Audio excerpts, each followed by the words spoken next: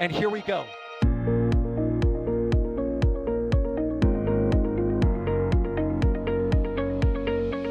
We have liftoff. Propulsion continues to be normal. RCPA chamber pressure looks good. Following up. Roger, with planet. Water powers fly! Yes! Tango down to nominal. Fighting downside SPD off. Bring in SPD off. It's orange! Orange 45! Oh my god! Oh my god! Decollage. What is it? Put that in the big bag, 343 unfolds to go. Indeed. We rise together, back to the moon and beyond. If methane would be igniting in the flare, correct? Yikes. You said, we don't need any more of these.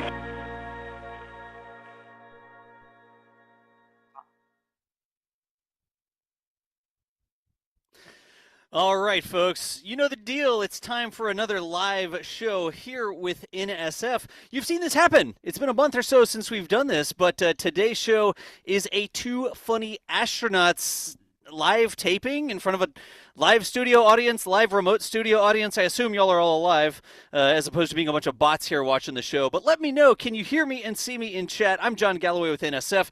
Give me some 5x5s. I have not said no kidding yet, so you can't use that command yet. Chill out. The show's just getting started. Here's the plan for today. We have some fantastic guests. They're going to be hanging out with us. Of course, you know, Two Funny Astronauts will be Mike and Garrett here doing the show. This is their podcast, and we helped them produce the podcast by sort of live taping it. Then we cut it up. We put it out on podcast channels so y'all can listen to it at your leisure whenever you want. I see a ton of 5x5s in chat over there, so thank you, our remote studio audience and remote production assistance team. Thank you for the help there. But what we're going to do is we're going to record 2 episodes of Two Funny Astronauts here today. We'll get Mike and Garrett here in just a second. We'll hear some music coming in. They'll do the intro. They'll talk about the Polaris Dawn crew. If you didn't read the title, that's the special guests here today. And they're going to do about a 45-minute show talking about experiences and training and all that sort of stuff. And then we're going to take a little break, just a couple minutes. Like, you can get up as well, stretch your legs, get a drink or something. Don't go anywhere, because when the show does the break, that's only half of the show that's happening. And then we'll come back and we'll do a second part to the show, another 45-minute segment where Mike and Garrett and Polaris Dawn all hang out and continue to talk. And then at the end, we'll all say goodbye, but that is the plan. We've got about 90 minutes to go here. Of course, you have not clicked on the stream today to see me, I'm pretty sure. So let's get our Two Funny Astronauts in here with me. Mike and Garrett on both sides. How y'all doing? How you doing? Doing well. All right, chat, y'all hear Mike and Garrett there? Give us some 5x5, some thumbs up for them as well, and then we'll turn over the show. It looks like they're good. I see some thumbs up in the chat. Mike, Garrett, y'all ready to do this thing? Oh, Sure, so ready. ready. We're so ready. I like the excitement. Mike, I think, should do the intro here because Mike was excited. Garrett, how you, like, come on. You didn't get any coffee, I guess, right? No, it's in the contract. Garrett does the intro. We don't have a contract. What are you talking about? All It's in right. our agreement. Oh, right. Whatever. Whatever you want to do, man. Oh, aren't you going to play the music first? We are. We're going to play the music for you. I will turn the show over to you. If you need me, you know I'm here. Just ask us to show some images or whatever you want, and let's send the show to Mike and Garrett here. Okay.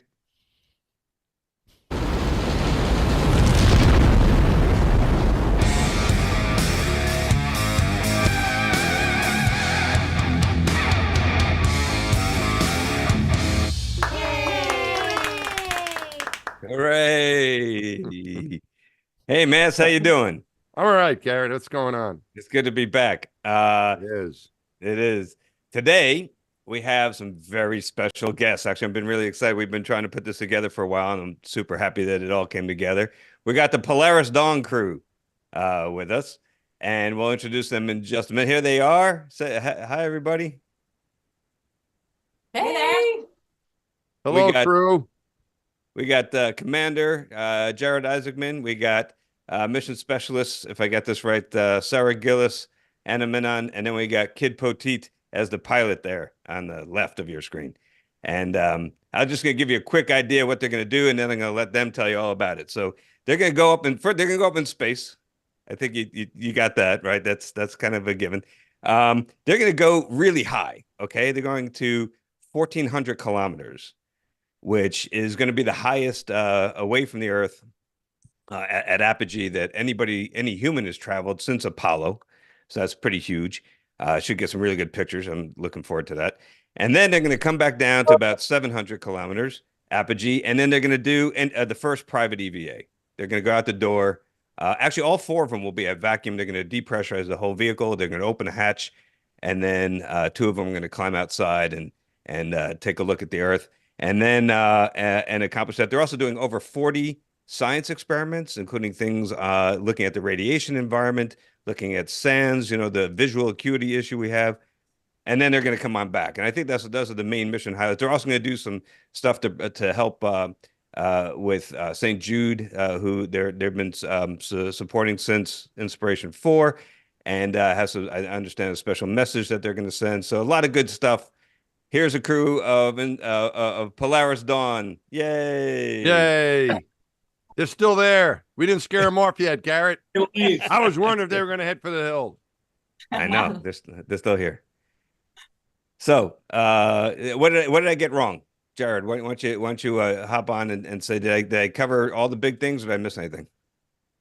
No, I think Garrett, I think you really nailed it. We have a lot of exciting objectives for the mission. It's why it's taken 2 years to get ready for the launch, but the big day is coming up, and yeah, we're going to go really, really high, and think that's important because, kind of getting beyond where we've been for some period of time and taking a step towards, getting back to the moon and Mars. There's a lot to learn there. We've got a whole new spacesuit. We're actually right across the street from your old offices here. We're in a hotel right next to JSC.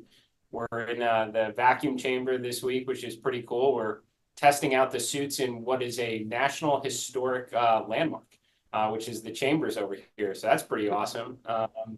And the idea being, if we're going to get back to the moon and Mars, we're going to probably need a lot of suits, especially if you think there's armadas of starships heading in that direction at some point. We're going to test out communications over Starlink. And as you mentioned, we have a really important message to send, over laser links that is in support of St. Jude and other causes we believe pretty strongly in. And then, as you mentioned, we have 40 science and research experiments, the vast majority of which will be experiments we'll specifically be doing on Kid, which are pretty, they're going to be pretty wild. So he's the oldest, and it makes sense. The most expendable. Already sacrificed like a handful of organs for this thing. That's very kind of you. That's not bad. So Jared, this is your second. We did a lot worse, didn't we, Garrett? Oh yeah, I still miss that duodenum. Every once in a while, I really wish I had that thing back, but. So Jared, this is your second mission, of course, right? But I know you're excited. So my question for you is, are you more excited about this one or the first one? And then for the other folks, if they could tell us what they're feeling, what it's like, what's going through your head right now, and your heart getting ready for this. I'm thrilled to be here. What an awesome crew. We had an unbelievable time on Inspiration 4, and we spent 2 years getting ready for this one. I'm really excited to kind of see their reactions as we get to orbit. I know it's really hard to describe that, that sensation at SECO, and you feel really behind the rocket and try and figure out where you are in that particular moment. And now I'm kind of familiar with it, so instead I can put my attention towards seeing the facial expressions for the rest of my crew on that big moment. So. Cool. What about the rest of you? What are you guys thinking about? What's it like? I'm super excited. We've obviously been in training for a long time, and it's closer than it's ever been right now. I think I'm just most excited to see what we do well in training, what we don't do well in training, what we can learn being up there and bring back to the SpaceX team for future missions. But I think most excited to see everybody in that microgravity environment floating around and get that perspective of Earth. Yeah, I would just echo that. I feel thrilled to get to be this close to our launch date. It's been a fantastic journey getting to this point. Every moment of training is fun. filled with a ton of learning, but filled with also just great relationship building with the SpaceX team amongst our crew. And it's been just an incredible journey to this point. So really looking forward to getting on that rocket and getting to put in action all of these mission objectives that all of these people have worked so hard to get to this point to accomplish. I would say, a lot of our training obviously is dedicated to simulating what we're going to experience in space, try to replicate it as accurate as possible. And over the last couple of years, I've noticed certain moments, aha experiences of, oh shit, we're really going to do this. The first time we closed the hatch in the sim as a crew. Oh God, that brings back bad memories. I'm trying to get emotional. So we're all you can give us details if you'd like. What's that? It doesn't have to be funny. It could be scary. It could be tragic. It could be, Yeah. It could be 2 funny astronauts and like 1 tragic astronaut. That's okay. But I definitely had one of those yesterday in the chamber. We were in our suits, our flight suits, in vacuum, shutting the hatch or the chamber door. So all those, will hopefully prepare us for what we're going to experience. But obviously, nothing can truly replicate what we're going to experience. But I'm looking forward to every single phase. From launch to that transition at SECO to splashdown. So it's going to be a fun ride. And I'm curious, how are James and Grace dealing with this? As this is going to be, they're going to have to go through this multiple times because I don't know if our viewers know this, but your husband's also an astronaut, and so this is the first time that they're going to have to deal with having a parent blast off on a rocket, but it won't be the last. And so, how are they coping with that? Do they realize this is something they're going to have to get used to, or how's it going?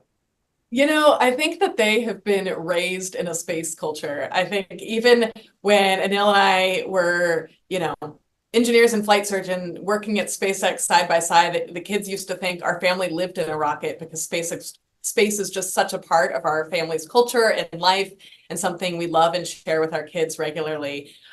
So, I think it probably won't fully set in till they actually watch the launch, and then it'll probably help them realize like what it'll feel like the next time when their dad goes up. But I think it's really such a joy to share this experience with them. We try to expose them to as many pieces of it as we can so that they can learn about the field and really have their eyes open to the various paths in the world around us. So it's fun. Are you gonna have contact with them? What's it like for you guys? Like, on the shuttle and station, we were able to more on the station. The shuttle, we didn't have very much, but the station, of course, you could receive calls. You couldn't receive calls, but you could have. I know it was on the station, but Garrett was when you're able to call your friend. Garrett never called me. Actually, he did. But I mean, are you able? What's your contact with your family like once you're in space? Is there any at all?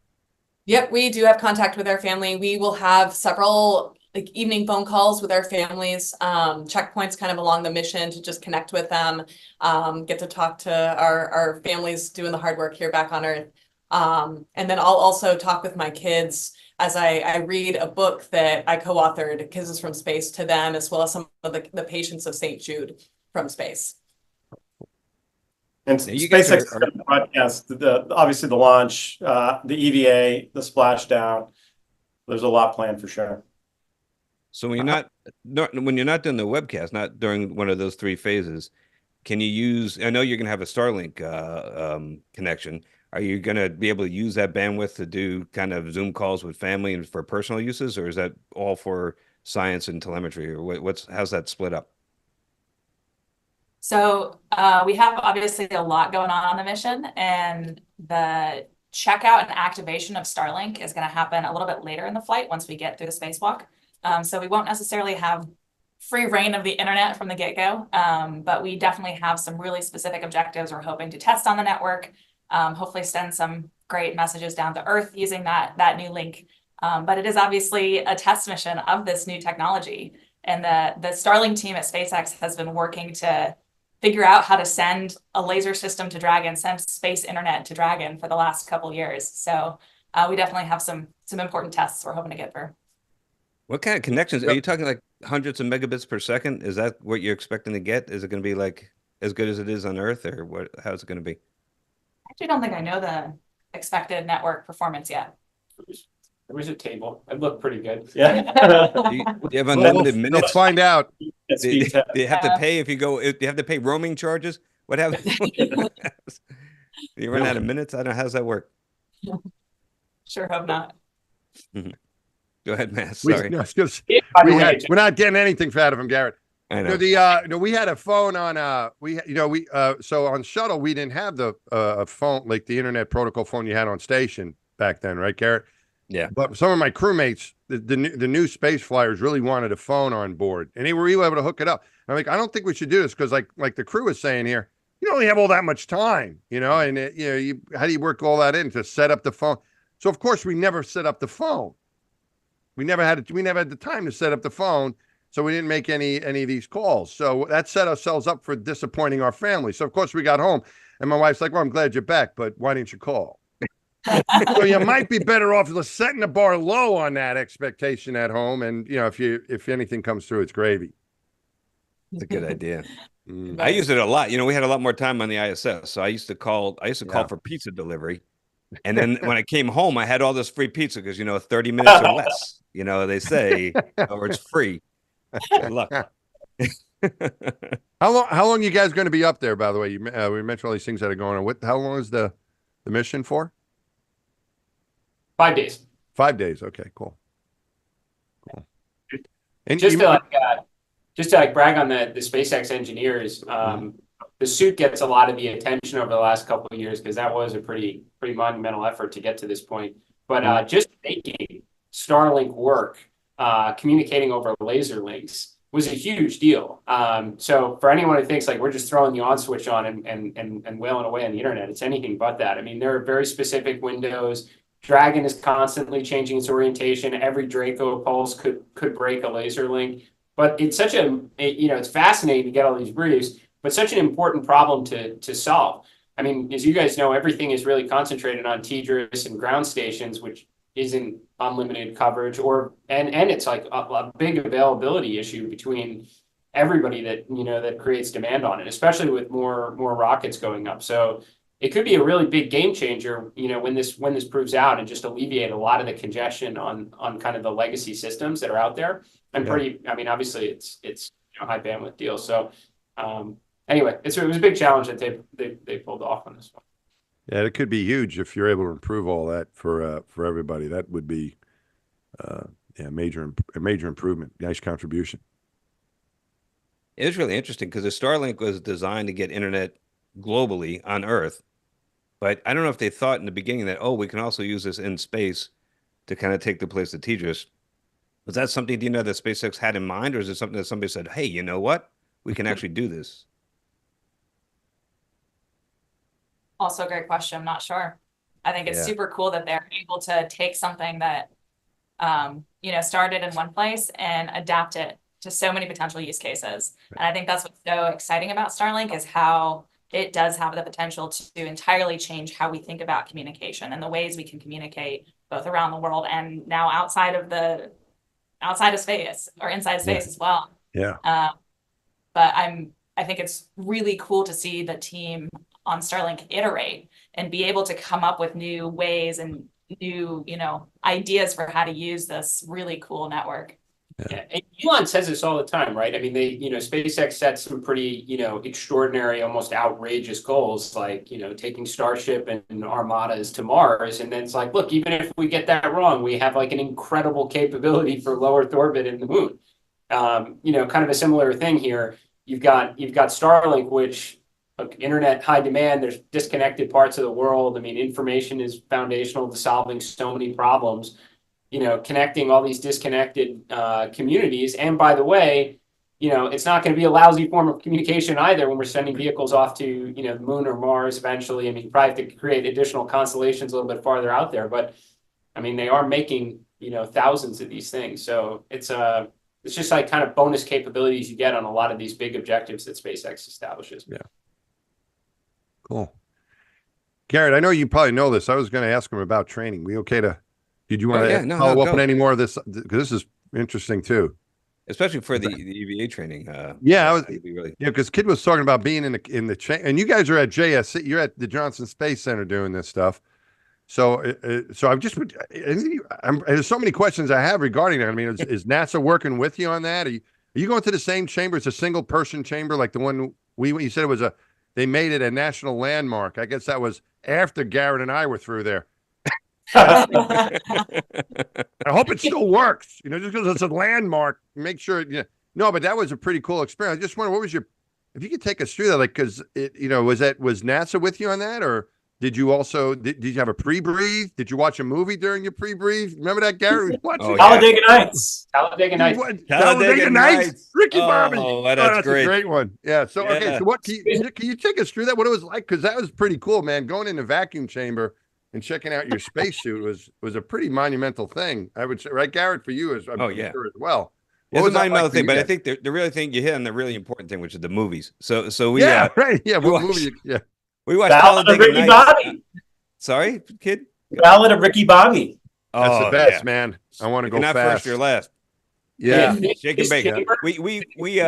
We watched that movie on our last night in space. My last night in space on STS-132. Cool. And I love it. We all talk and wax poetic about how beautiful the Earth is. Yeah. And how the overview effect hits us all, and how amazing. And then I point out that on our last night in space, when our last chance to look out and see that beautiful majesty of the planet Earth, we covered up all the windows with shades so we could watch Talladega Nights. We had a couple wave off days on my second flight, so we had 3 days without anything to do because we were supposed to be home, and so I was just looking out the window. But more, my crewmates were a little more conscientious. They were looking for things to do, and there was really nothing to do. So they set up a movie theater, like you're talking about, on a middeck, right, Gary? Yep. So there was this one occasion. I'm looking out the window at thunderstorms over Australia or something like that at night. It's just amazing, right? And Drew Feustel is downstairs and he's in the middeck and he yells up, "Hey, Mass, come on down." I'm like, "Why?" He says, "We're gonna watch Nacho Libre." I go, "Watch it without me. I'll catch it when I get home." No offense to Jack Black, but looking out that window was a lot better. But the movie, we used to watch that because we had a long pre-breathe before we could get into the chamber. We could go to the lower pressure. What was it? I would like to hear if you guys and Garrett, steer me if I'm saying things that everybody knows, but I'm just wondering. I mean, like, what is the pressure in the suit? What is your concern? DCS? What did you practice in that chamber? Because what did you replicate? Anything you could tell? I think that's really cool. I think the audience would think it's pretty cool too. I just wanted to hit on the historic landmark thing, and then we can give you all the specifics. All right, great. This is Chamber B next to Chamber A, where they did the big Armageddon scene, the monster that had the Apollo command module in it. So two of us were able to go in. There is a plaque on it that says declared National Historic Landmark in 1985. So 40 years ago, there was a lot of history with this thing that needed to be preserved. So we're confident inspiring, but actually really awesome considering all the history associated with it. But it worked, thankfully. Yeah. Cool. So you guys went in the big chamber. You didn't go in like the smaller one. The one we had could only fit one person in there with a spacesuit. When you did your suit checkout, you're in building 32. Yeah. So I think the chamber you guys do it in is, so to speak, is probably 7. 7. Is that what it was, Garrett? Yeah, I think so. Yeah. Okay. So you went into the big chamber, like where they put spaceships in and stuff. Second biggest, the one next to the giant one. Two of us could still go in. Okay. All right. So what did you do? What was your did you have a pre-breathe? Is there anything you can tell us about the way, what you were thinking and how the suit performed and all that? Well, I can tell you maybe a little bit about the process, then you guys will have to speak to the experience, because Anna and I are actually testing on Friday, tomorrow. Oh. But the overall... We're going to get them all drunk tonight. They never let us do that at NASA. Doing some exercise, some drinking, and then going into the chamber. Getting dehydrated. Well, you guys have a unique pre-breathe process, right? You guys are doing a very gradual denitrization of the blood, right? You're going to do a gradual pressure decrease, and O2 replenishment. So did you do, are you doing the same thing in a chamber that you're doing in space, or is it different?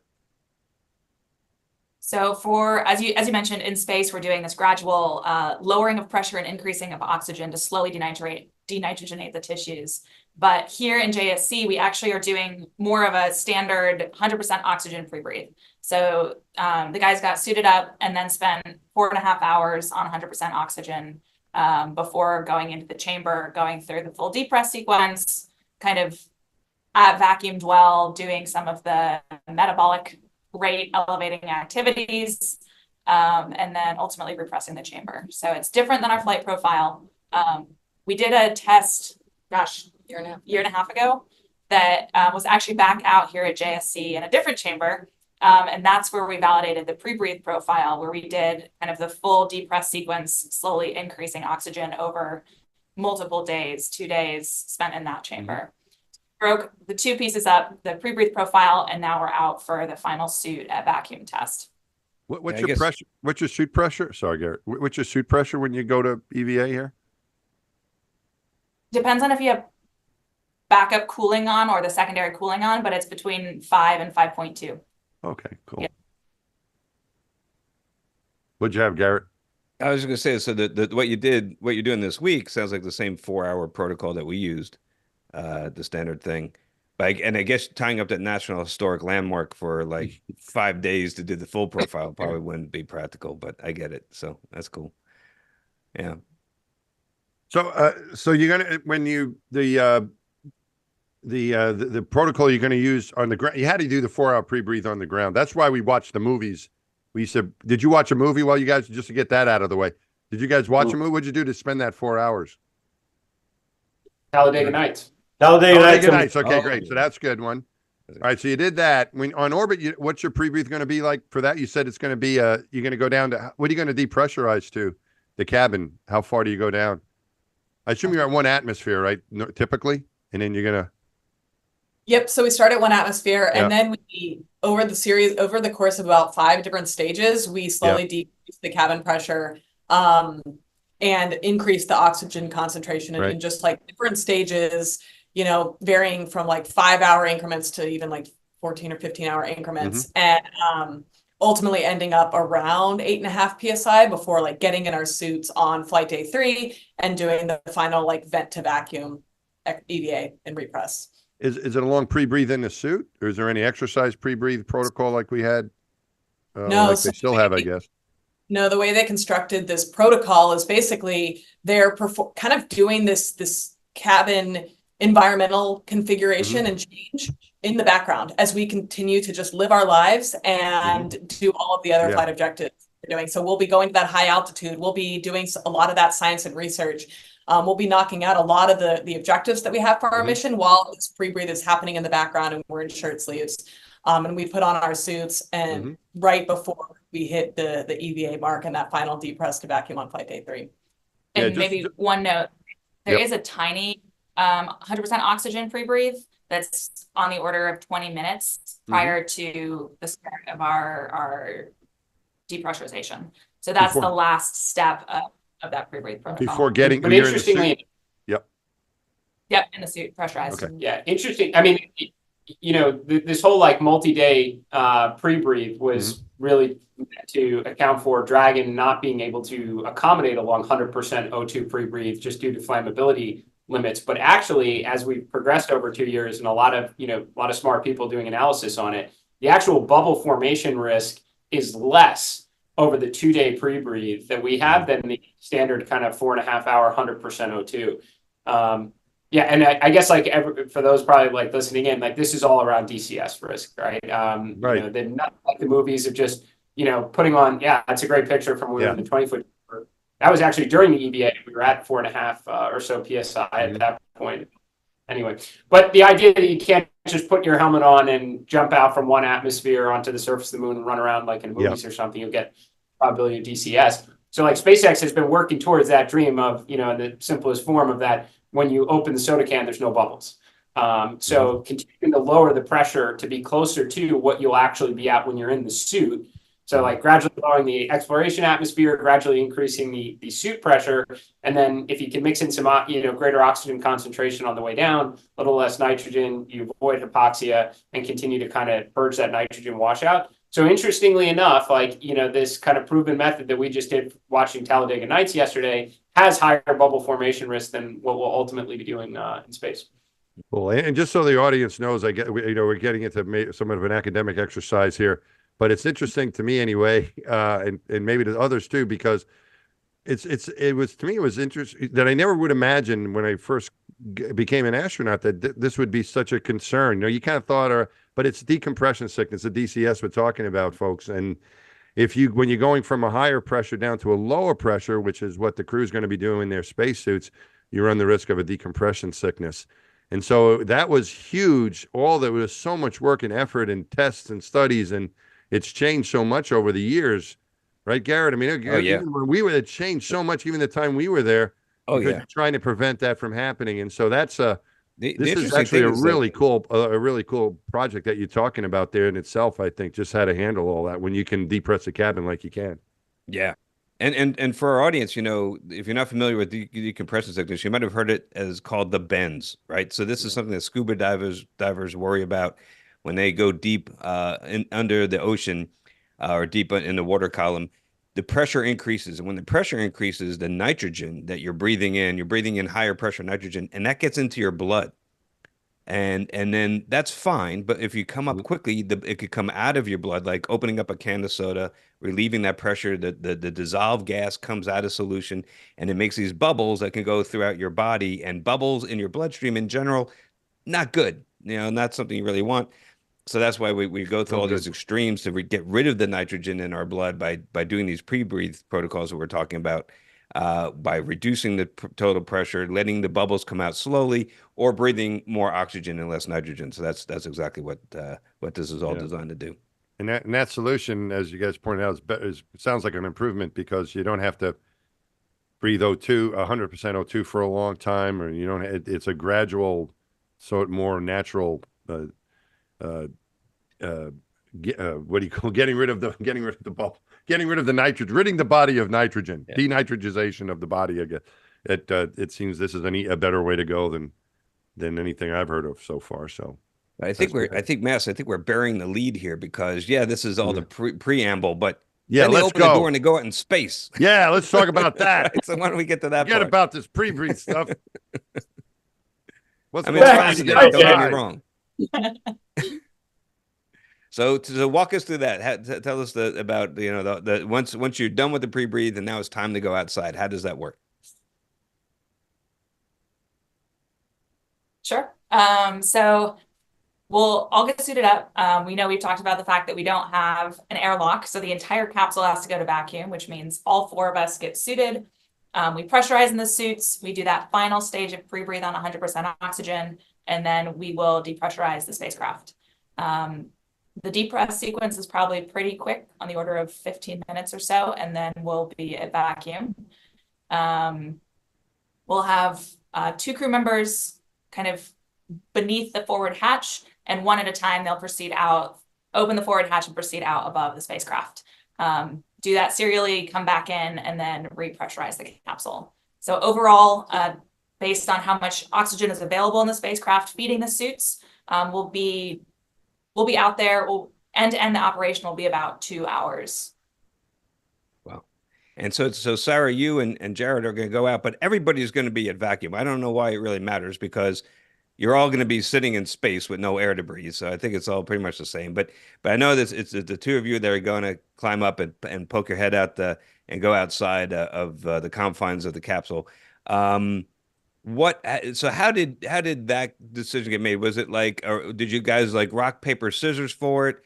Or Jared, I want to know, did Sarah bribe you with socks? Did that happen?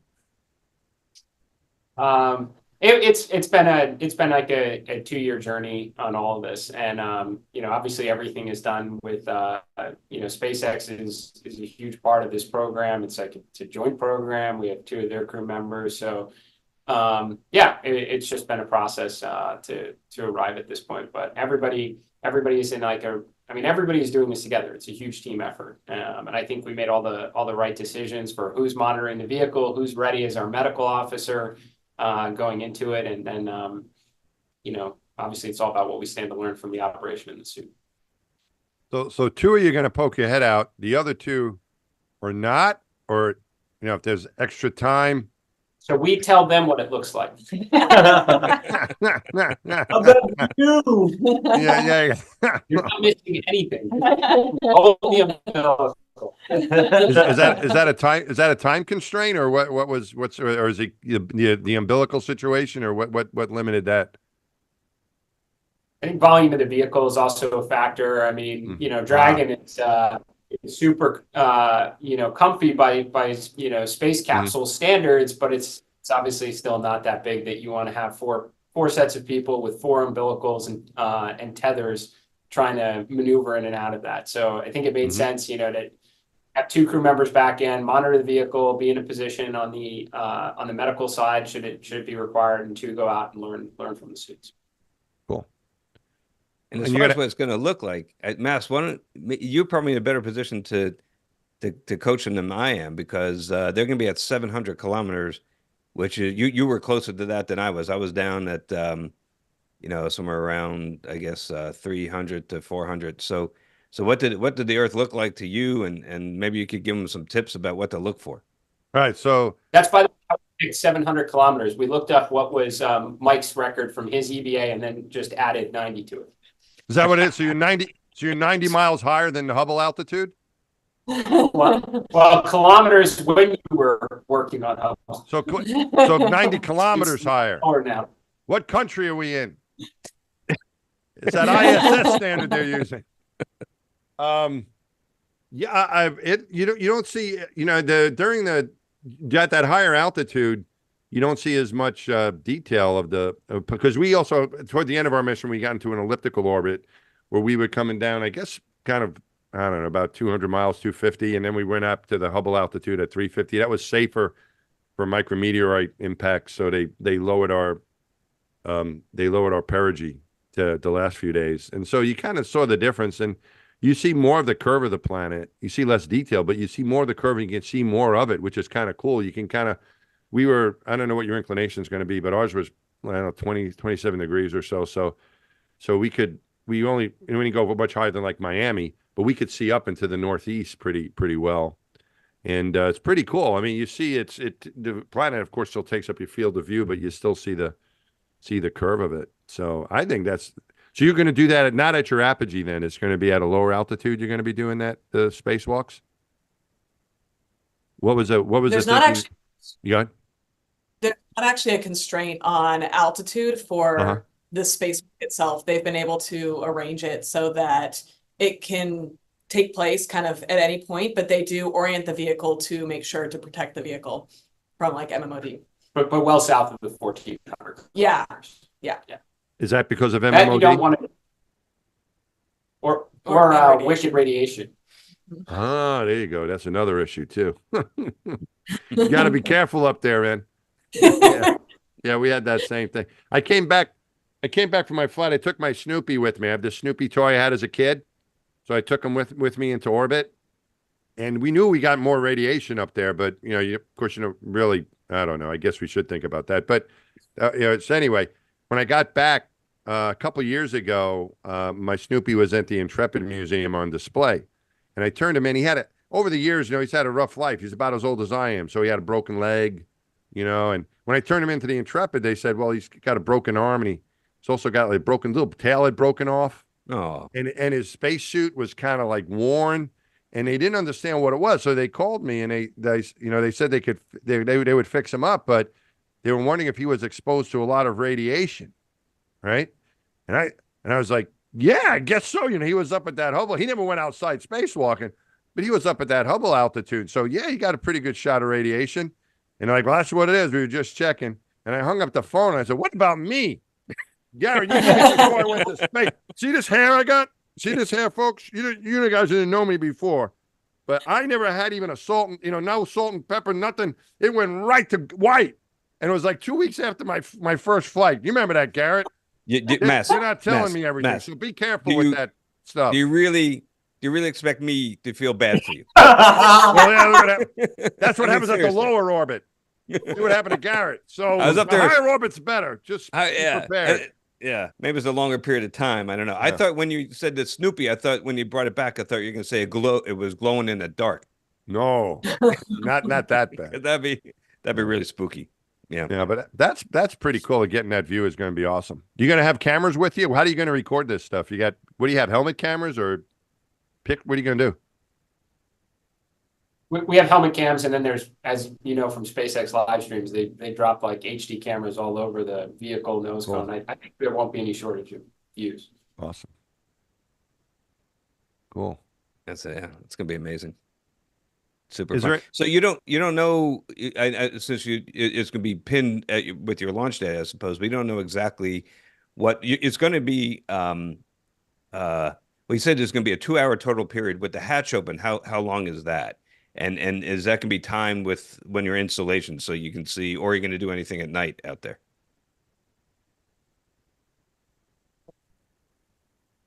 Master timekeeper. So it is not pinned. Oh. Giving thumbs up. Oh, we're pros. Yeah. So we are not pinned on installation. We are actually we have the spacesuits are prepared to handle both like day and night. The actual time that the hatch is open, gosh, 45 minutes or so, I think, something like that. So 45 minutes, but not necessarily a full day pass. You know, it could be some days, some nights. So you might see the city lights out there and or sunrise and a sunset. That'd be cool. Yeah. Yeah, to feel the temperature change would be cool too. I mean, I thought that would, because you can feel the warmth of the sun or the cold of the dark before you see it. And then you go into it, you come around the corner and you look and you see the sun out there in a black sky, and you see the Terminator, you know, and you can see that through the window too, I guess. But I don't know. It seemed to me to be pretty cool to be able to just, without the window around it, be able to take a look at all that stuff going on. So Yeah, that'd be cool. if you get a sunrise or a sunset, don't miss it. Good. It's, that's really special. I mean, it's cool through the window, but you know, it's if you can get it during the spacewalk, and you feel the changes too. It's like looking at an aquarium versus being a scuba diver. You know, you're interacting with that environment, and it's pretty cool. One of my best memories from being up there is on my last spacewalk. We had some downtime, and so I was able to like pause for a moment, and as the sun was about to rise, and I held on. I was out on the truss, and I'm holding on to the space station with the handrail behind me, but nothing is in my field of view other than the limb of the Earth, and then the sun coming up. And so the only thing between me and the Earth and the sun was just the glass of my helmet, and that view of the sun coming up without anything else in your field of view is. So I can still see it right now. So don't miss it. Don't blink. It's amazing. It's really cool. Yeah.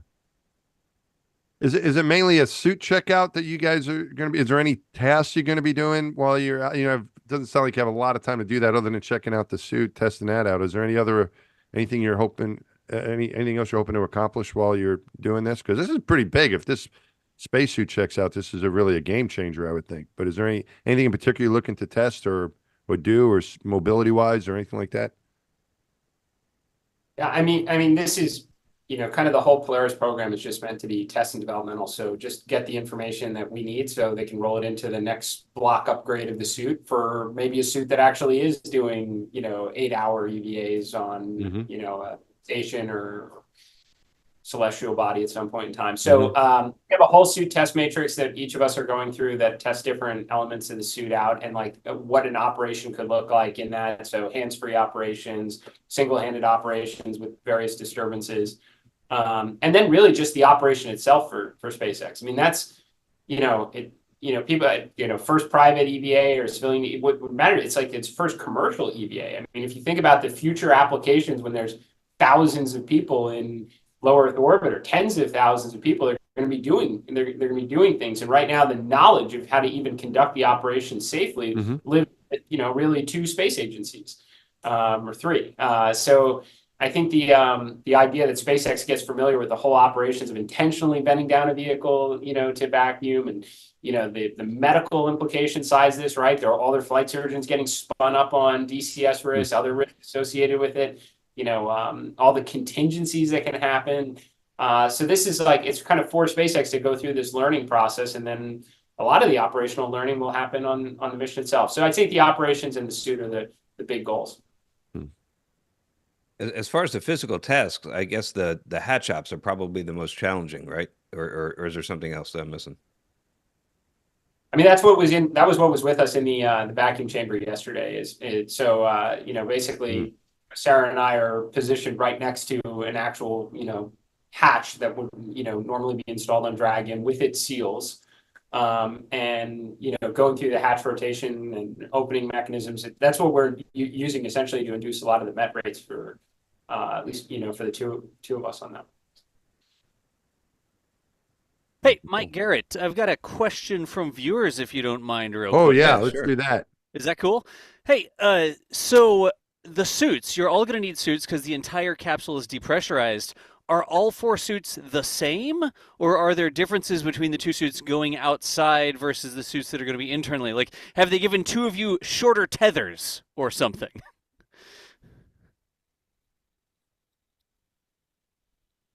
So overall, the suits are largely the same. They all need to function and support us in vacuum. There's a couple small differences for the suits on the inside because 2 of them will be inside the spacecraft. The thermal environment is a little bit different.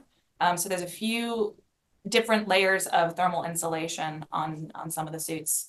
And I think only the EV suits will have a camera looking out. So viewers will be able to see that perspective outside. Which makes sense.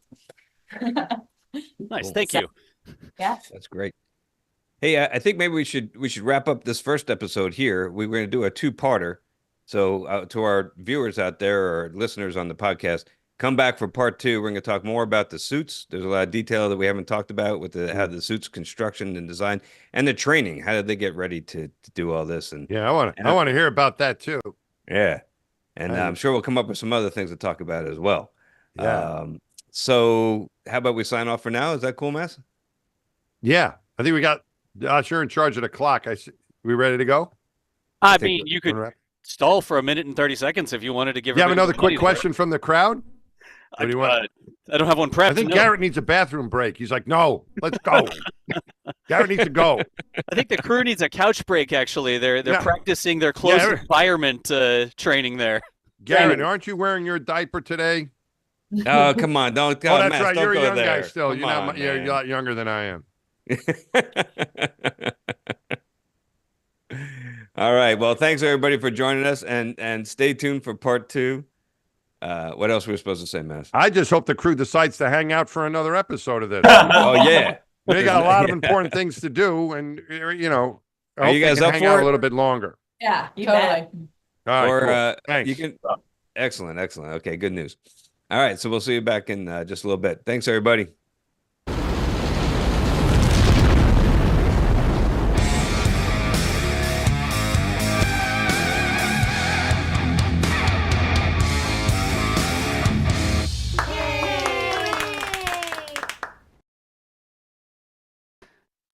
All right.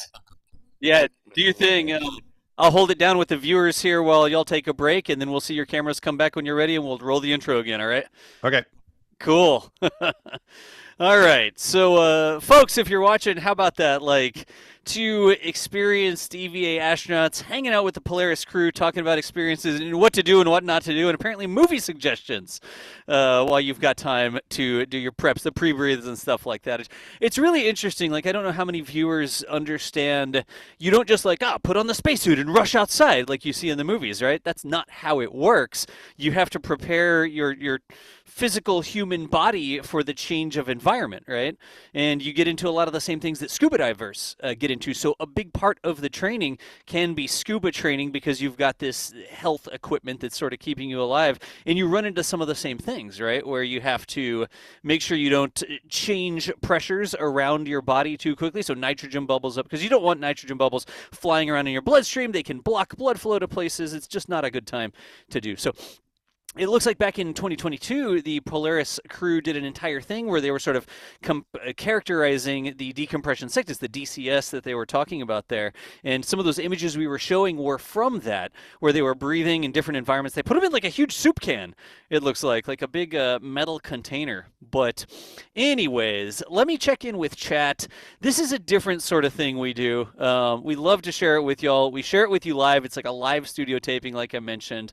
But what do you think? Like, I can get some questions over here. It's mostly Mike and Garrett talking and hanging out with them. But if there's a chance to ask a question, if there's a really good question that I see in chat, I will bring it up there. It's a good kind of different. Well, thanks, NASA Spaceflight. You're not partial at all to how this goes. And yeah, Mick, Kevin is in the background. You can tell Kevin's doing it because all the stuff is flying around the screen really cool. And the cameras are resizing and active cropping and that sort of stuff. When I do the shows, I don't do that with my old school OBS. But Kevin is making all of this happen today, which we massively appreciate. We've had a busy couple days, you know. You did get a shout out, NASA Spaceflight. Thanks for watching. We always appreciate one of our biggest fans, always in chat watching these shows. Good questions. Let me see. I'll look through some of these. Up through some things that I have cameras to place. I mean, I'm very interested in the questions that are being put out about cameras and stuff like that. It did say not an astronaut on the screen, didn't it? That's fine. I'm okay with it. Let's see. You know something? If you had a question that you tagged like a long time ago, maybe the thing to do is to re-ask it, like tag us in chat at NASA Spaceflight. Again, I'm not trying to ask all the questions, like this is really Mike and Garrett hanging out, but if there's a good question that comes through, I'll see what I can do with it. Let's see here. Heads-up displays and helmets. And I do have a ton of imagery that was taken, and it's available on the Polaris program Flickr account. I'm going through grabbing a lot of that stuff there, but let me grab the link from chat here, and if y'all want to go and look at some of these images that I am bringing up here, you can just go to polarisprogram.com, actually, and you can see all the different stuff. I'll put the link in chat for y'all. Polaris program. That's a huge Starship on the front of it. Little high to be doing the separation, but that's okay. There is a link to polarisprogram.com. If y'all want, or if you're following along and you want to go through and look at some of those images, scroll all the way down to the bottom, and there's a Flickr album in the very bottom of the screen. There's also information on what they're doing with St. Jude. Up at the top, our cause, you can see information about the science and research they're doing on the mission is there as well. Looks like they've got an aviation link because there is a lot of training in those high-performance fighter jets. What do we want to call them? The jets that they do a bunch of their training in. But anyways, yeah, there's St. Jude as well, the link over that way. So again, y'all, thank you for hanging out with this. They're going to be back in just a second. The couch that they're sitting on, I think they're going to be more comfortable in the Dragon capsule than on the couch that they're sitting on right now. I feel like they're in like a hotel room or something, and we were sort of working to get them all on a single camera. But just a couple minutes. I want to read through some of the questions here. If the door's open for 45 minutes, how do they deal with humidity and moisture from their breath and such? Wouldn't it freeze? So, Worston, the spacesuits have mechanisms to deal with that, like the filtering and air handling things in the spacesuits themselves would normally deal with that. Like if you've ever put on a paintball helmet would be my experience, right? Or you put on goggles or something and you get your breath is fogging up the goggles and you can't see anything, you can't do anything. There are all sorts of systems and mechanisms inside the suit itself to make sure that you don't have a loss in functionality because your body is humidifying the suit, right? So is it like a dehumidifying system that's built in?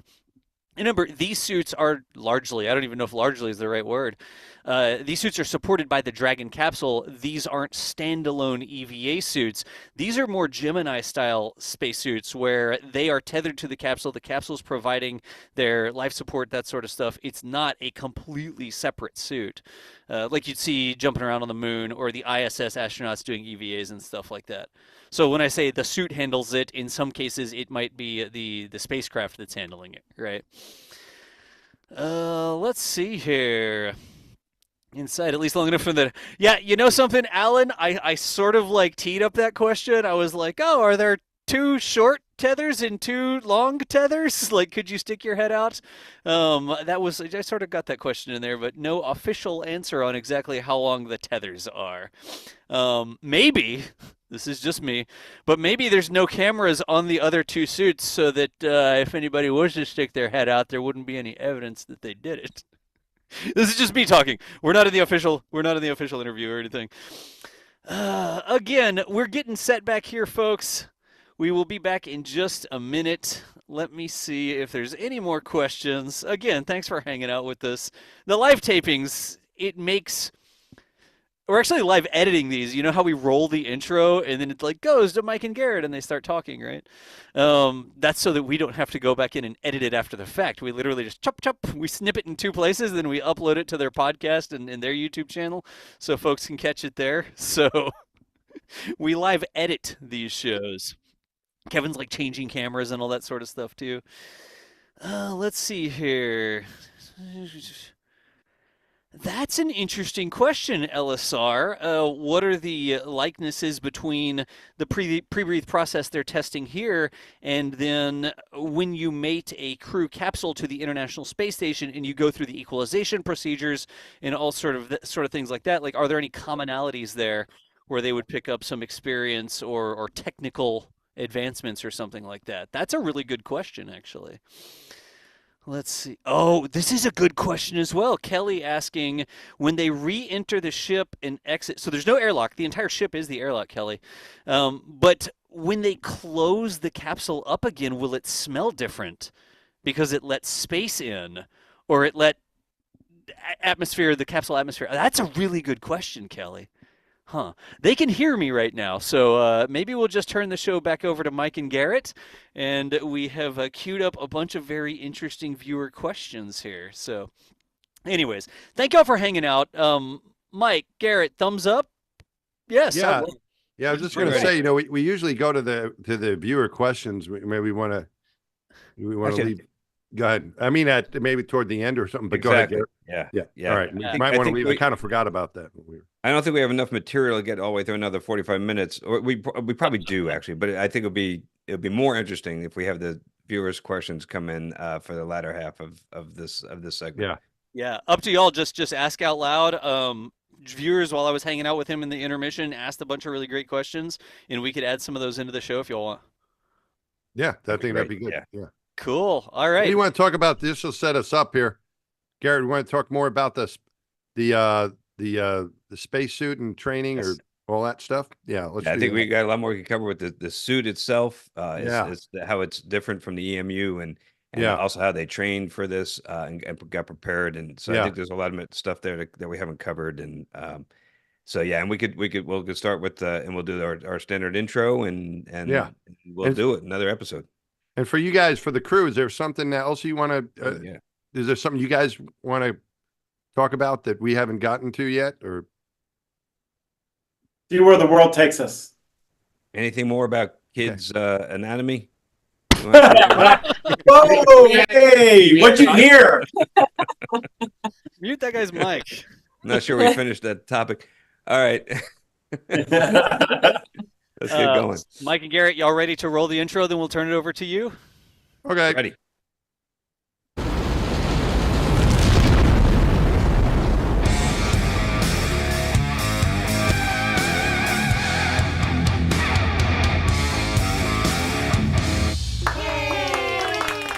Yay.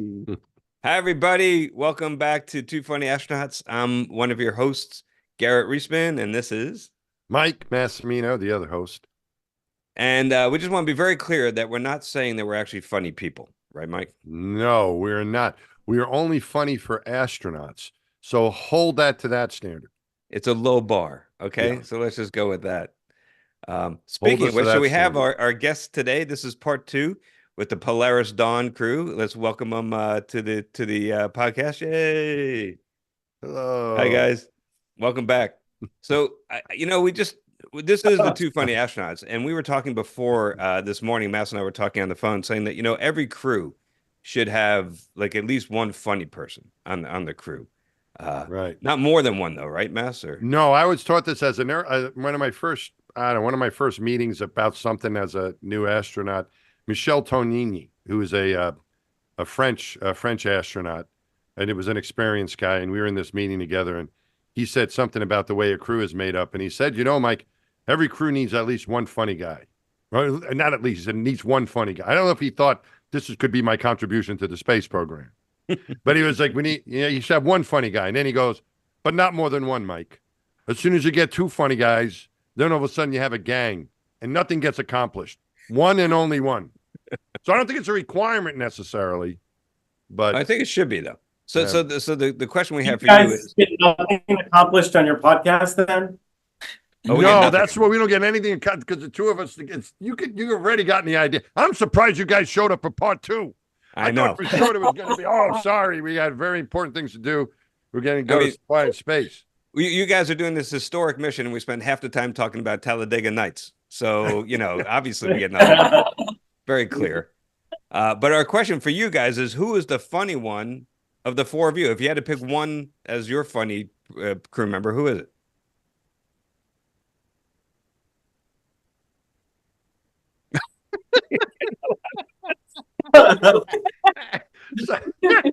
I think we got. If I tallied that correctly, I think we got 2 votes for Kid, and 1 for Jared. So let's go with Kid. Okay, I so Kid, you're the funny one. I think Anna and Sarah. That's the only thing I lead in this group. All right. So Kid, we established now. It was by a nose. It was a very close call, but we established that Kid is the funny one. So Kid, tell a joke. Oh, geez. What? Oh my gosh. I can't be put on the spot. What is the joke? I don't remember that. So bad. That's a horrible one. All right. We're just messing with you. You don't Garrett, really have to do it. Well, wait a minute. I thought of something. Garrett, do you remember the tradition on the shuttle launch pad with the pilot? This is the way we did it anyway, is that the pilot was responsible for telling jokes. Oh, man. No. Did you have that on your flights? My pilot was box on my first flight. Oh, you don't want him to tell any jokes. No, because we had to keep, the people listen on those loops, and he would be X-rated. We can't, he'd be telling all these. No, this was the pilot had to have a few ready to go. All right, that was part of the responsibilities. Good news is you still have a couple weeks, Kid, to get ready and prepare. But I appreciate the prep time. We try. They don't have to be good jokes. They just have to be something. Yeah, something to keep it going. All right. That's the way we did it. Yeah. Well, we do. All right, what do we got, Garrett? We want to talk about the suit. We want to talk about training.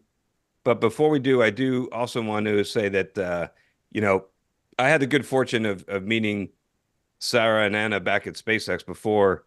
In fact, and Sarah, when I first met Sarah, she wasn't even Sarah Gillis, right? It's true. What were you? Sarah Levine. Sarah Levine, right? That's it. So do you remember the all hands meeting we had when you first came in? Do you remember this? Yeah, I was trying to forget it. Yeah, do you remember that? Oh, come on. So no, that's not. So the thing was back then.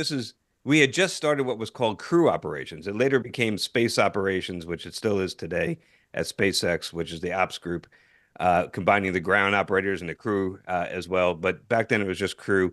And back in those days, we had a very strange demographic in our group, right? We were majority female and majority Jewish, right? Which is both highly unusual for groups in aerospace in general, or especially at SpaceX. But we had like Jason Tenenbaum, right? We had Rachel Foreman. We had even Molly McCormick, which might sound like a deal breaker there, except for the fact that her mother was Jewish, okay? And she's actually still... Molly now is the head of human integration at VAST now, so she's still working hard. But anyway, we had this group that was majority female, majority Jewish, and I got up to talk about our group at this all hands, and I pointed out that, hey, this is an aberration, right? Statistically, we're going to revert to the mean, and this won't last. This demographic over time as we grow, it's going to change. But I would like to invite the newest member of our group. I would like to introduce her. Here is Sarah Levine. So he really helped us with our distinguished demographic there, and it just got worse. But eventually it changed. So thank you for that, by the way. I never thanked you properly. Yeah. I'm surprised Sarah didn't want to relive that episode. Was that embarrassing? Did I embarrass you in front of everybody, or? I think that was week 1 on my job at SpaceX. So, It was meeting a brand new team. That's a good way to get recognized, don't you think? It was fun. Anyway, it was fun. Yeah, it's going to change, but I would like to introduce our newest member, Sarah Levine. So Garrett, was Garrett, was he like kind of, can we say like he was kind of your boss when you were there? Both of you? Was he, Garrett, turn off your speaker, please. Was Garrett any good at being a boss? Was he a good boss, or was he like, oh, man, like, what was he like? Was he just making you work all the time, or what was he like? Tell us the truth too. He's not listening. It was a lot of fun. We had a good time when there weren't very many people thinking about human spaceflight across SpaceX. So it was like this really small team of people that were working on the interior of a spacecraft, trying to bring it all together. So we had a lot of fun. I think there was like 9 people originally. It was super tiny. And then I grew over time and we became space ops. And yeah, no, we had a good time. That's not how you described him last night. He is the funny one. There's the funny guy right there. He's got it. He doesn't need to prepare any jokes for the launch pad. It's just going to flow naturally. Oh, man. See?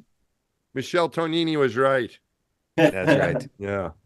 But I also want to say, Jared, I'm a big fan of how you've approached this whole thing, going way back to Inspiration 4, your first involvement with SpaceX, and you intentionally are pushing SpaceX, and I don't think SpaceX would. It's not. I know that SpaceX would not be making EVA suits right now if it weren't for you saying, "Hey, we need to expand the envelope. We need to go further," and you don't have to do that, right? That's your choice, and I commend you for it. I'm a big fan of what you're doing.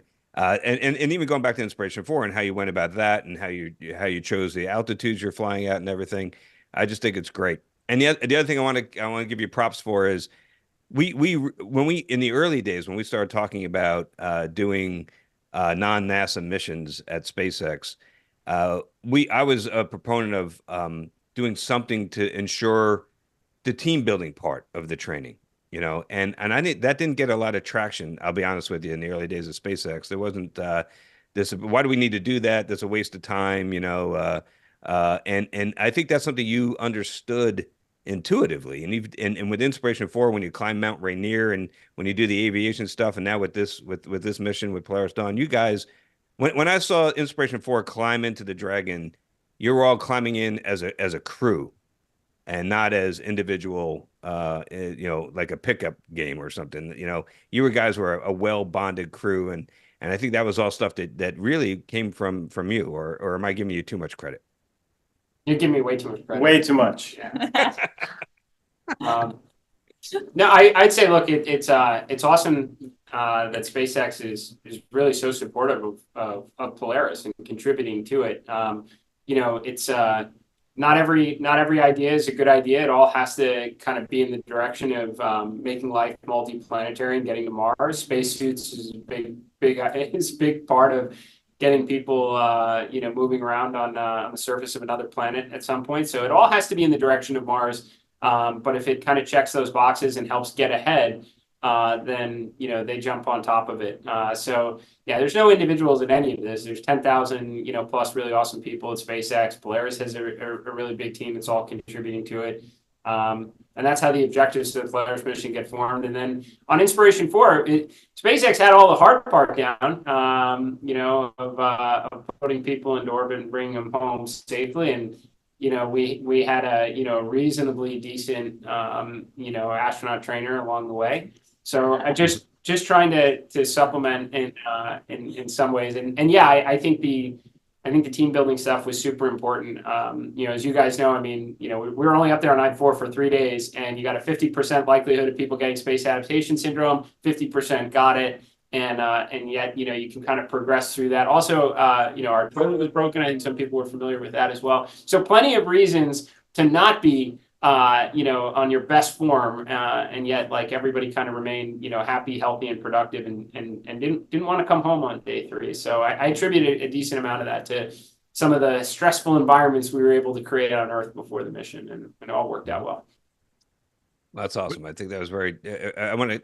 I think you're not giving yourself enough credit. I do think you deserve. I think a lot of that idea that we're going to bond as a team, and when we ingress the vehicle, we're ingressing as a team where we don't want to let each other down. Because I mean, when we hired Anna's husband at SpaceX as our first flight doc, who by the way, I should mention this. Mass, I told you this, right? We tried to get Anil to do a cameo, to do a surprise appearance on this. Yeah, I wonder why he turned you and I down. He didn't. Oh, he was all for it. I talked to him on the phone yesterday. He was going to totally do it, and NASA wouldn't let him. Aww. I know, right? I mean, come on. Right. I gave him I don't know why they wouldn't want him to be on our show. I gave him like 12 hours heads up. I mean, come on. But that was very disappointing. But anyway, when we were going to hire, we ultimately hired him, but we interviewed some other people. And one of those other people said that actually, medically speaking, and Anna, you could maybe address this. Medically speaking, if you were like healthy enough to go on a roller coaster, that might be a bit of an exaggeration, but you're pretty much healthy enough to fly in space, as far as just human health, not necessarily performance, but health. And that the biggest concern that they had as they were looking towards doing private missions was actually anxiety. They said they did some tests with the centrifuge, and they found that people were all excited about it. And then when they were going to climb into the gondola of the centrifuge, they freaked out and like ran away. One guy apparently hid in a broom closet. They had to go like drag him out. And but the broom closet. But I think the key to overcoming a broom closet at the centrifuge. They have a broom closet on it. Somebody's got to. You guys hear about me like that? So yeah, they do. So anyway, the point is that the importance of all this that you instinctively knew to do, Jared, was that if you are just grab a bunch of random people, and I think that is which is what they're doing with those centrifuge tests. They didn't know anybody. They were going in there as individuals, and a lot of them did freak out. But if you go in there as a crew and you're as a team, it's very different, right? And that's something I think as we go forward with more and more people flying in space is something that we really need to think about. I don't know. Absolutely. That's not really a question. No. How about this? Go ahead, kid. That was after they found me in the broom closet. Yeah, he's gonna say. All right, I wasn't gonna say anything, kid. We gave you the opening right there, man. That was good. You hooked me up, and man. You are the funny guy.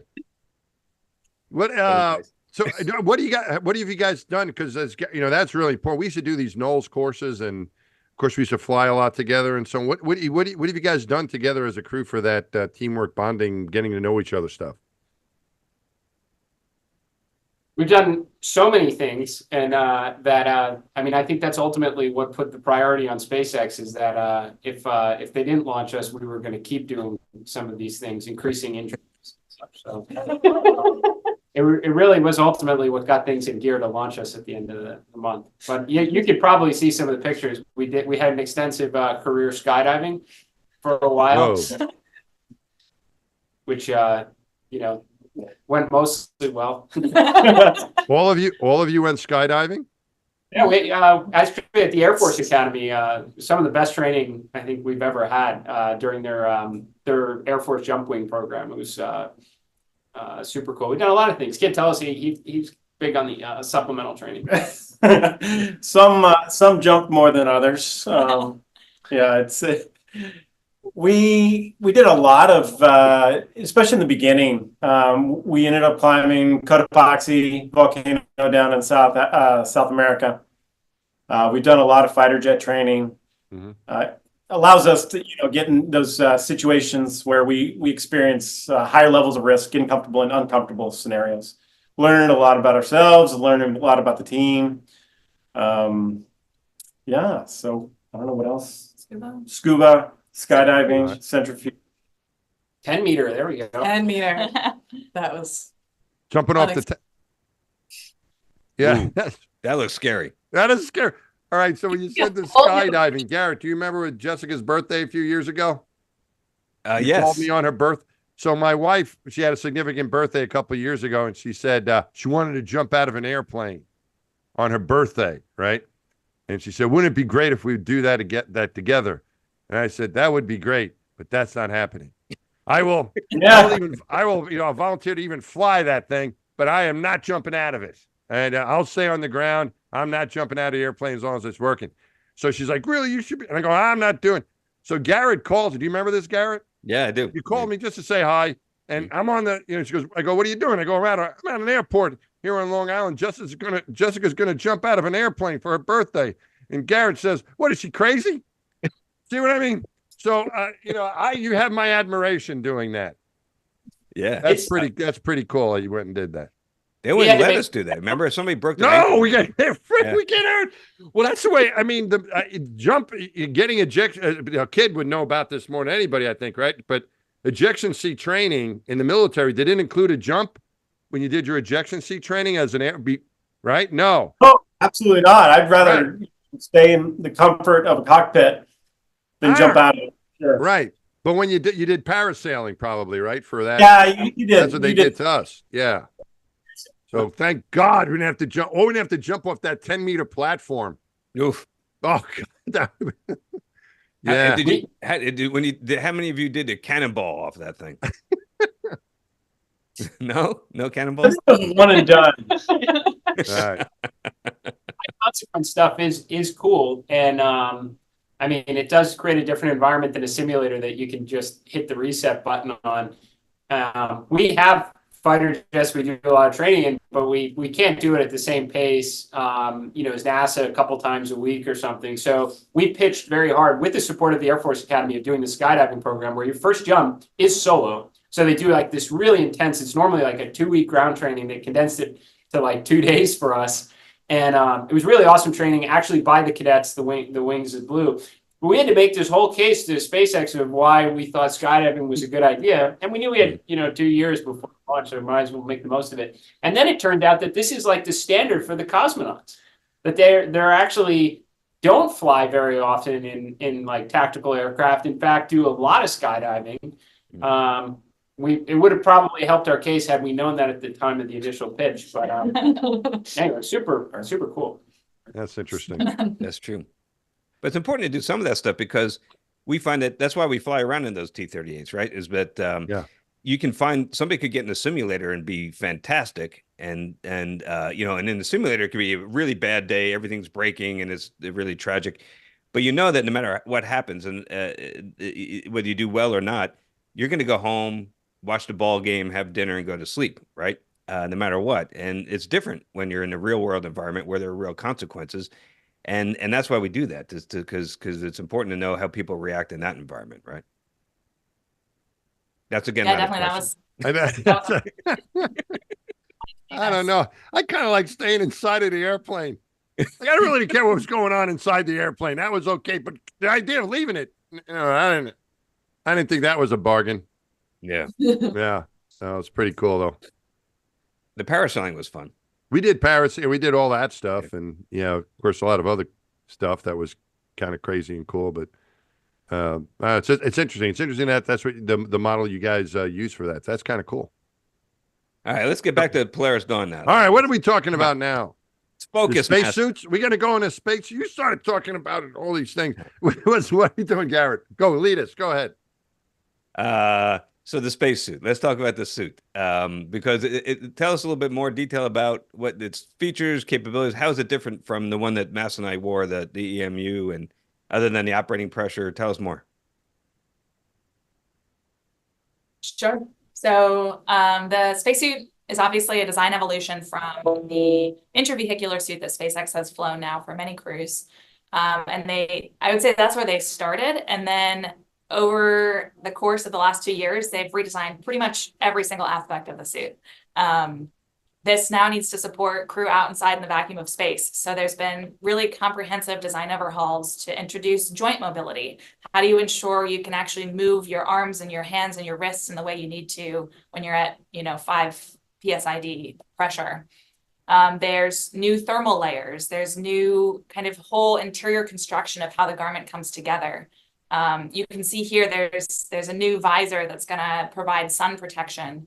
Inside that actually are some of the really cool components where you have both a first-person camera as well as a heads-up display that's kind of feeding out our suit pressure, temperature, information about how our suit is performing. But yeah, it's been a really incredible design evolution with the SpaceX team over the last couple of years. We would come in, we'd go home on a Friday and come back on Monday, and they'd have added an entire new component. There's now a HUD or a brand new joint we need to get to try. So it's been a really cool evolution over the last 2 years to both build the suit and the operation that supports the suit with new hardware in Dragon, so we can actually move around and successfully open the hatch and stuff like that. Yeah, I would just say that being part of that whole development process, as Sarah talked about, is the coolest part. I mean, again, every week you have a new arm or a new wrist, and it's this Frankenstein suit. But what you get to learn along the way. So, for example, like some of us got to go out to White Sands Missile Range, where the NASA has like a hypervelocity lab where they shoot millimeter-sized projectiles, at different objects, like close to orbital velocity speeds, like 7 kilometers plus a second. And you learn really cool things like you don't want to get hit by MMOD.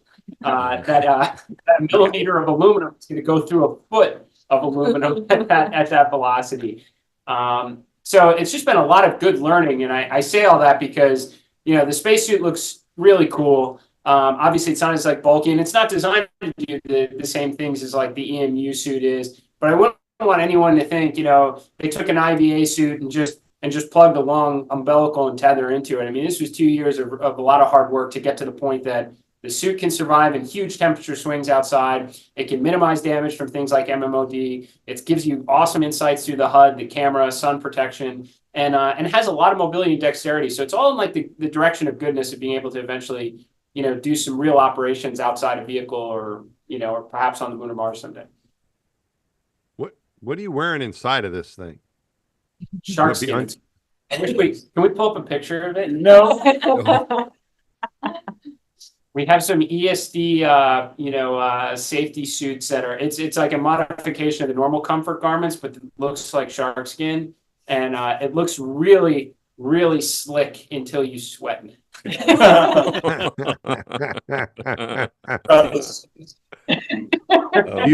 What about your potty procedure? Ooh, what do you got for that? We're gonna go to Live the Kid on. We spent a good 6.5 hours in the suit yesterday, and I can tell you firsthand that one diaper is not enough. I think I got French foot yesterday. I fully tested out the bladder of the system, and it works. Airtight. It's airtight. Which bladder did you test out? Oh, the suit and my own. Wow. So I'm assuming that's your first thing to put on, and then you've got a thermal comfort garment. You said this shark skin or whatever you call it. That's that and then the suit after that. And the skin's got booties, and then we have gloves for to help us get into the suit. It's all the suit itself. EVA suit is one piece. It's got a spiral zipper. You kind of enter through the top half at first with your arms in your head. Again, the helmet is part of the integrated into the system. And then you slide the pants on, and you got more or less zippers for the boots as well as zipper for the waist and zippers for the wrist. Zippers. You can expose your hands to certain things. Yeah. You got the bladder zipper and then the restraint zipper on top of that. Interesting. Did you have? Was there zippers on the Russian? No, the Russian one, the Sokol anyway, has this big giant bladder, and then you bunch it all up, and then you tie rubber bands around it. And I'm not I'm not making this up. This is true. That's their body steel closures is like they're like big beefy rubber bands. They're good Russian rubber bands. They're like serious. But that's how they do it. Yeah. But I'm sorry. Was that their launch and entry suit though, Garrett? Wasn't the Yeah, Orlan? that's their IVA suit. The So for EVA Orlan, did it have zippers or no? The Orlan is a back entry where you there's a hinge and the whole back opens up and then you step in and then you have a lever and you pull it and it seals against O-rings. Yeah. So zippers are kind of a new. Well, I don't know if it's a new thing. Maybe they had many back in the early days. We had them on the Aces, right? Yeah, but I'm sorry that was launch and entry, not for the not for a spacewalking suit. True. I don't know. I think that's kind of interesting. Using zippers. You don't want to get it. Yeah. Well, say again. Sorry, Jared. I didn't. Maybe the whole world heard. But what'd you say? Oh, I said these are really big meaty zippers. You don't want to get them caught. Yeah, but that's probably better. I mean, we had to be so careful with all the components and making sure everything was latched correctly, so you didn't get a leak, right? So I just getting was it something about Mary? What was the one with Ben Stiller? I'm getting a bad flashback there. I like the water survival suits. Yeah, cool. And but they have a HUD. The HUD is really awesome. You know, I had a student team, and Swanee also had his team. We went down to JSC and we did the student competition to do a heads-up display for a spacesuit, but we were using HoloLenses, right? And just as technology development, just proof of concept kind of stuff.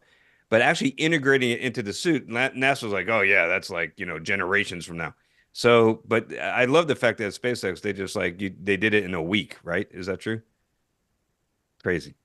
Like a weekend. I mean, the first version was like a weekend deal. I mean, they've made it a lot nicer looking, but I mean, they had a functional HUD in a weekend, and now it's like really nice polished up flight hardware. How do you interact with it if you want to? I guess I'm assuming there's like things you can change or declutter, or how do you control that thing? The HUD. Think in Russian. You what? You think in Russian? Firefox reference. Come on. Firefox. Yes. That's so it's I think housekeeping wants to get into the party. Let me Housekeeping's knocking. Oh. I thought they don't do that anymore in a post-pandemic. Every other day. Put the little sign out. Status here at the Marriott. I'm just curious with the HUD. Is it like voice activated at all, or do you have switches on the spacesuit, or how do you interact with the suit in general? Is there anything to control on it? Got 4 lines of data: time or elapsed time, pressure of the suit itself, temperature, as well as relative humidity.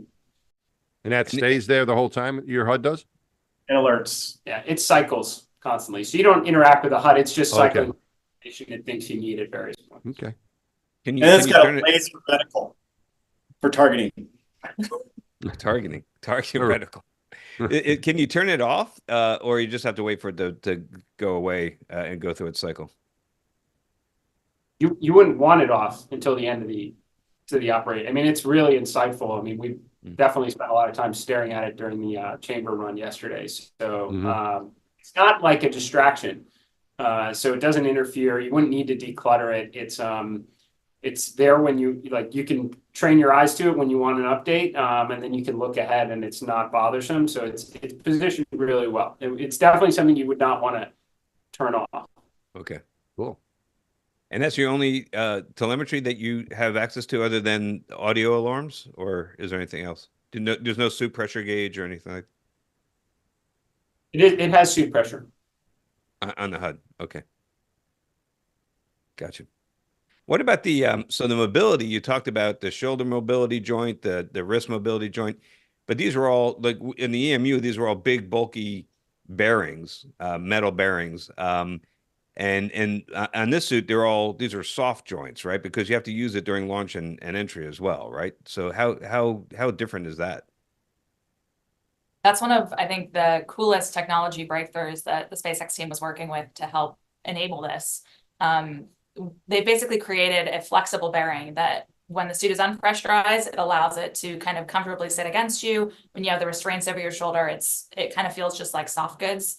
And then when the suit pressurizes, it actually becomes a pretty functional bearing. And you're able to rotate the joints in the shoulders. We have kind of the windshield wiper upper arm rotator and then the wrist rotators as well. So it's a really slick design that they've come up with to enable that. And it's a very comfortable suit for sure, even pressurized or unpressurized.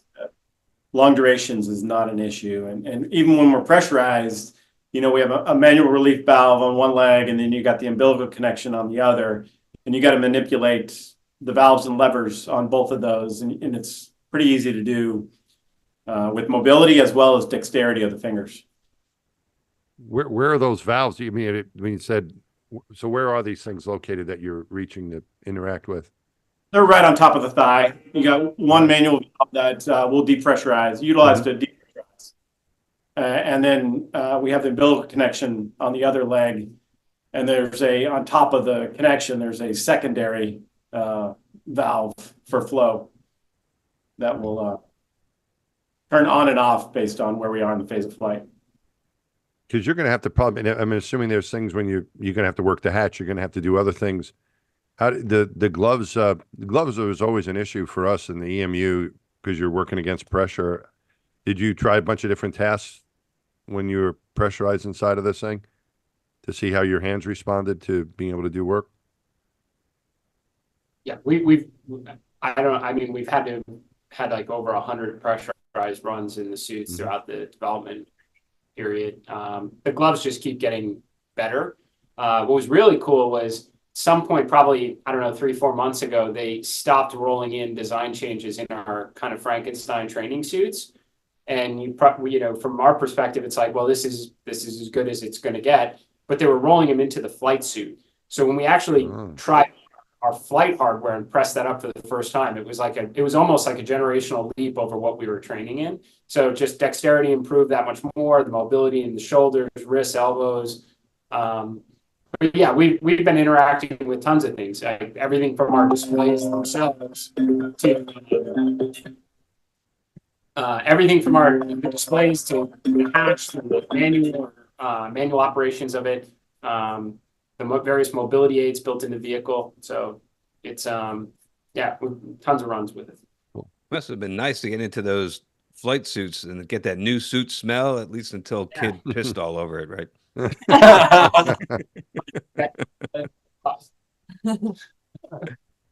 What do you have for nutrition inside of there? You have a drink bag, or what do you guys think about what you would need in there, or what do you have in there? Nothing. I mean, ETA is going to be 2 hours. So I think the idea is we're probably going to intentionally not want to be drinking, especially after what happened to Kid. So I think the idea is we'll be well hydrated and full prior to that point in time. But we know SpaceX is considering this. I mean, they have a whole roadmap, for future block updates. So given consideration of what would be required for an 8-hour EVA, it's not lost on them. It's just not needed for our test. Mm-hmm. Yeah, I mean, I remember. I'm with you, Kid. We when we were going up there from my first EVA, we had this the previous shuttle flight. They had this horrible thing happen where one of the crew members wasn't hydrated enough, and they actually were not able to urinate, and so they had to cancel an EVA because the guy couldn't pee, which is really embarrassing, So we were all drinking like crazy because we didn't want that to happen to us, and so I used that diaper like 4 times before I even got out the airlock. Because I was so super hydrated. But it worked fine. As long as any diaper recommendations, any brands that would work better than we didn't have a choice, unfortunately. We had it, but I tell you this, I tried this once on the NBL I shouldn't say this. This is disgusting. Too late, you have to say it. We're imagining worse. Gotta say it. Ben, you're already there. Let me you don't want to use it for number 2. Okay. You're only 2 hours you can hold it. All right. Or just make sure. Wait a minute. You didn't do that, did you? In the NBL. That's I the wanted first to in the push the space envelope. program, I wanted man. to try it out. I wanted to find out what would happen. I waited until we were back like on the donning stand coming out. So Oh, you I wouldn't did it have in to a live with pool? it very long. You What? did that in a pool run? I did. Yeah, I did. Ah, you got to be kidding me. You Just once. you got And to I'll put never that do on it your again. resume. No one. That's bravery. That's not even. I mean, legendary status who's right there. gonna- I don't. Even Jerry Ross never did that. I'm sure. How do you know? No one ever did. Come on, God. How do I know? I can't imagine. I mean, maybe I'm naive, but I can't even fathom that you're thinking about. Look. I didn't want it the first time if it was an emergency. I didn't want it the first time to be in space, right? You want to find I don't these know, things man. out. There's a lot of emergencies I wouldn't want to happen ever in space or training, and that's one of them. We're in that suit for like over 9 hours. What would happen? You want to know, right? Garrett, the viewers are wondering whether that movement changed your center of mass. It's a good question. It did, because I tried to get further up in my helmet to get away from the smell. So that's, I think, what changed the center of mass more than anything. And then you're at the pool, Yeah. so that means there's a group of people getting you out of that thing. Yeah. Did anyone notice? Yeah, they noticed. I mean, how come I haven't heard about this before? This I is don't big know. news. I think I cannot believe I didn't hear about this before. Yeah. Maybe because Unbelievable. Because that leads to you would have gotten probably another nickname out of that, Garrett. But yeah, people love you so much it didn't matter. You're the only guy that could get away with that. If I did that, Okay. forget about it. I'd be in a lot of trouble. Well, I did have a something. vegetarian meal the night before, so I think that helped. How about some viewer questions? Okay. Can I rescue this conversation with some viewer questions? Let's take some viewer questions. Can I That's a guess good one idea. last one though, and before Yeah. we're picking out one? Did you guys do any like training in I know it sounds like you did a lot of suit tests in vacuum and all other places maybe. Did you do any underwater stuff, or did that with the suit at all, or a mock-up of it? Other than kids recently submerged event. Uh-huh. We did a lot of scuba initially Yeah. together. SpaceX, decided rather than build a pool and submerge their only simulator and suits into it, they basically built an offload system, I think similar to your Argos at NASA, and basically allowed us to interact in and out of the vehicle pressurized, microgravity conditions, plus do a lot of the contingency work, hatch ops. We did a crew rescue event recently. I wouldn't say like anywhere near the extent of like what NASA prepares for with NBL, but we spent time underwater and above the floor. And so when you're in the Argos, kind of when you're suspended, you were suspended horizontally or vertically? Which way? Both. Yeah, Gotcha. we actually built like a whole sideways simulator so we can do all of the hatch ops as needed with the correct gravity vector, not really impacting our movements. So it's been pretty fun to now have kind of two simulators we can go between for different orientations. Oh, that's cool. All right, Matt, you got anything else? You want to go to the viewer Oh, questions? I got so many questions, but we better stop. Let's go to the viewers. I got a lot of questions for you too, Garrett, and I'm sure you have some for me after this. But We'll talk let's later. go to the viewer question. So a couple different questions have been coming in. A lot of interest in the suits specifically. I know we've done a ton of talking about the suits. Of course, this isn't just about the suits. Y'all have a lot of stuff going on. But have there been any details or any visuals of the HUD's release? Like, we've all been looking for what it looks like. And Jared, you were sort of saying you could not avert your eyes, but look over to one side. Is it sort of down the side where there's 4 lines of data? Is it in the middle, at the top, at the bottom? How do you describe that, where the HUD is? Can you tell us? You actually might have seen it in at least one of the pictures that went by earlier. There's both a projector and then a kind of a lower surface in the lower right of your vision. But it's kind of feeding you information at the lower left vision. Ah, so that's probably this photo here, I bet you. Is that the right photo there that has a projector and like a little screen sort of thing? Yep. Down by his chin. Down by the chin. Ah, so down that way, that's the oh, and then there's stuff up there as well. Okay. So is that a camera on the side? It's a better frame for your eye when you're pressurized and not walking. Yeah, makes sense. Okay. Is the suit camera installed on this version here up near your temple, or is that something else? Yeah, that's the second circle you drew there. That's the suit camera. All right, good deal. A lot of people were asking like what that looks like, or is it lines of text? Is it flashy? Does it move a lot? Does it distract you? And I think you did say that it didn't distract you while you were working. So another question from viewers, and this is something I have as well. There's suit personalization, right? Where you make the suit fit your body better, right?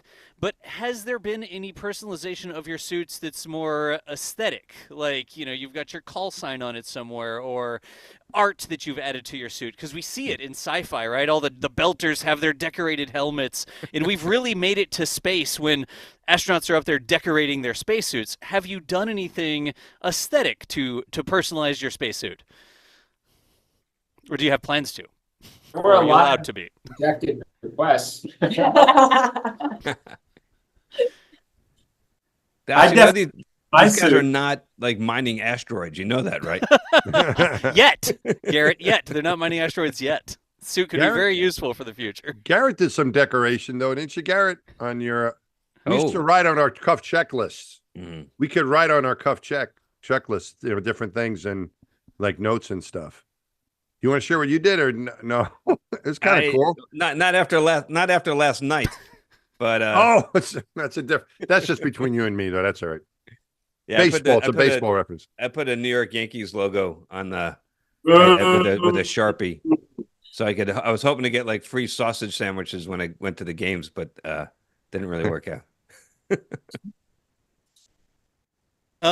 I've got another spacewalk related question here. Are there any tools that you'll be using to test the dexterity of the suit gloves while you're on in the depressurized state?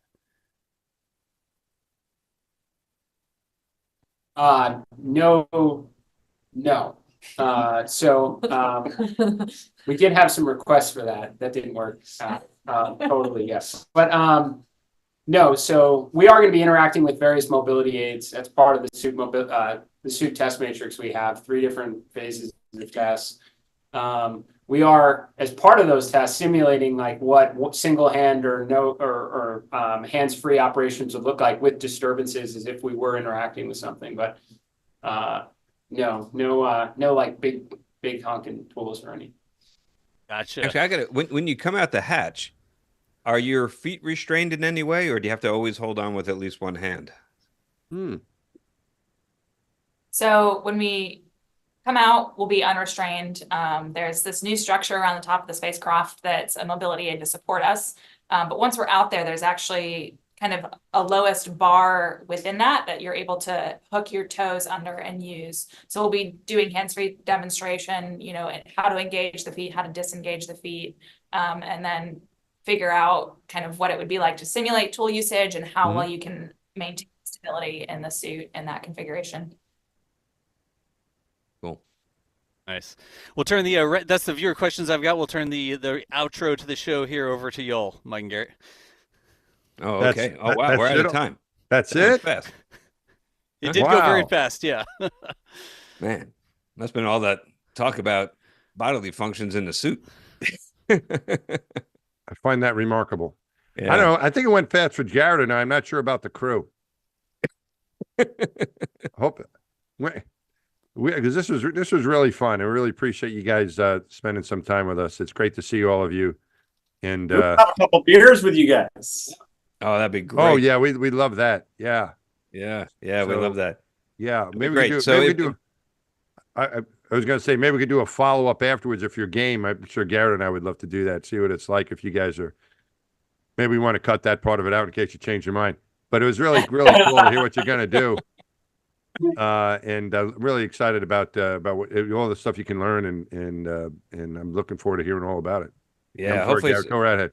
I'm just looking forward to watching the whole mission live, and hopefully just a couple of weeks from now, and it's going to be really exciting to see you guys do this. Yeah. And let's definitely, when you get back, let's definitely all get together for a beer. That'd be awesome. Yeah, it's a special time. Those last few weeks or however long it is before you go, the way you spend your time is really important, and we really sure appreciate you spending some time with us. Yep. Thank you very much for doing it. Thank you guys. Thank you guys. See you guys for a beer soon. Yeah, man. Count us in. All right, everybody. Thanks for joining us on this special episode of Two Funny Astronauts, and we'll see you next time.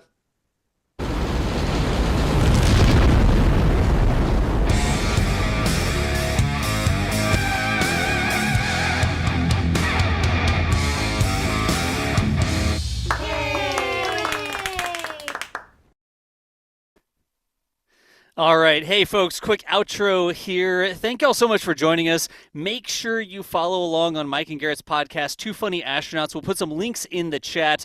But we do the live taping here. It's fun, that sort of stuff, but not everybody can catch it there. So if you want to consume podcasts, we have the audio-only version. We've got it on their YouTube channel as well. We try to, send those out over time so folks have stuff to do. But we'll get some links to their website and their podcast in the chat, because we'll cut this up into 2 45-minute episodes and we'll release it there. Send it to your friends as well if you think folks might think this is interesting, sort of like just conversations between folks who have been to space or going to space. Very frank conversations in some cases here. Share this along with your friends as well, but we'll get the links over there in chat. Thank you so much for watching us today, and that is going to end our live remote taping of Two Funny Astronauts with the Polaris Dawn crew. We will see you nerds later. And here we go. We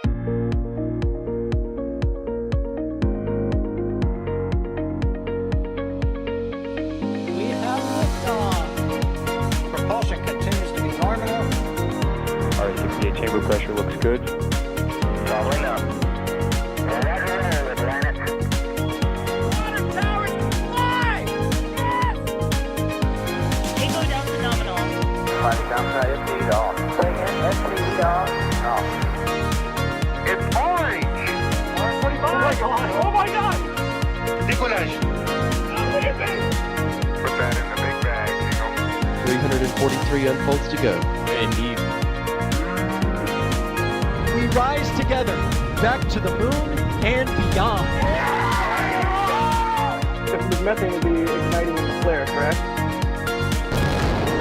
Thanks. You bet. Sure. We don't need any more of these.